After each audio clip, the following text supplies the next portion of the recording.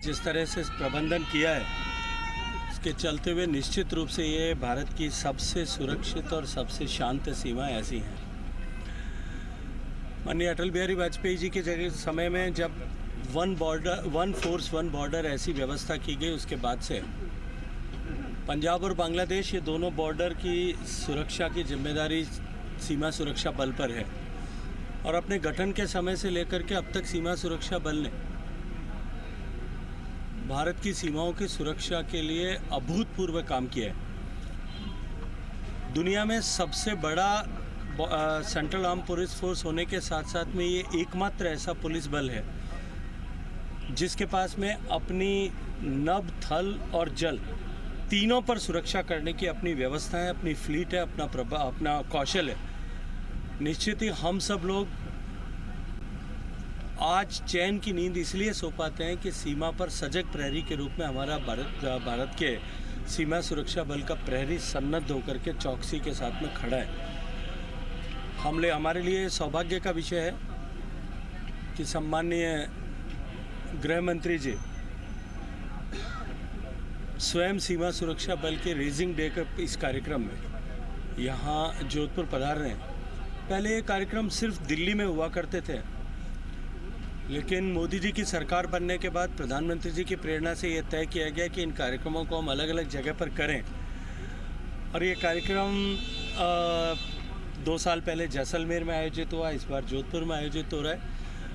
और क्योंकि पश्चिमी सीमांत क्षेत्र के लोगों का सहज संबद्ध सीमावर्ती क्षेत्र के पर काम करने वाले इन फोर्सेज से है, तो निश्चित ही जोधपुर में इस कार्यक्रम का आयोजन जोधपुर के लिए, जोधपुर वासियों के लिए, मारवाड़ वासियों के लिए और ऐसे हज़ारों लोग जिन्होंने भारत के सीमा सुरक्षा बल में अपनी सेवाएं देकर के सेवानिवृत्त हुए, उनके लिए अत्यंत प्रसन्नता का अवसर है। सर, आपका एक आर्टिकल प्रधानमंत्री नरेंद्र मोदी ने शेयर किया है, उसमें कहा गया है कि जो भारत का संविधान है वो डॉक्यूमेंट्स का ज़्यादा अधिक है, तो उसका क्या कुछ कहेंगे सर? देखिए, निश्चित रूप से भारत का संविधान एक लिविंग डॉक्यूमेंट होने के साथ साथ हम भारत के लोगों के लिए एक पुस्तक से कहीं अधिक है। संविधान की मूल प्रति में जिस तरह से भारत की भावनाओं को, भारत के लोगों के विचार को, भारत के लोगों की आस्था को, भारत के सिद्धांत को, भारत के जीवन को जिस तरह से विभिन्न चित्रों के माध्यम से डिपिक्ट किया गया, तो ये केवल पुस्तक नहीं है, हमारे जीवन पद्धति का हित का एक दर्पण के रूप में है। और जिसके आधार पर काम करते हुए आज हम इस मुकाम पर आकर के पहुँचे हैं। सम्माननीय प्रधानमंत्री जी ने उसे मस्ट रीड टाइप ऐसा क्लिक करके अपना तरफ से ट्वीट किया है।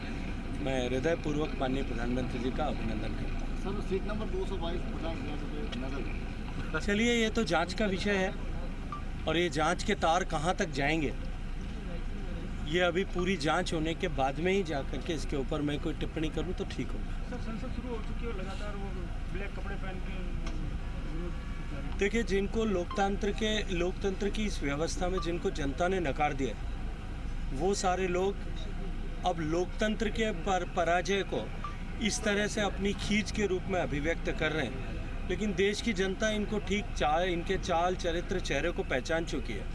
आज भारत का लोकतंत्र 75 साल से ज़्यादा का हो गया और हम जिस संविधान को लेकर के वो जगह जगह अपना प्रदर्शन करते हैं या जिस संविधान को बचाने का संकल्प ऐसा दिखाते हैं, उस संविधान में जो प्रोसीजर्स लोकतांत्रिक व्यवस्था को चलाने के लिए बनाए गए हैं, उन प्रोसीजर्स को ही वो ठुकराते और झुटलाते हुए दिखाई देते हैं। तो उनका चेहरा कुछ और है और चरित्र कुछ और है। ये एक बार फिर देश की जनता के सामने प्रकट हो रहा है। चलो, धन्यवाद।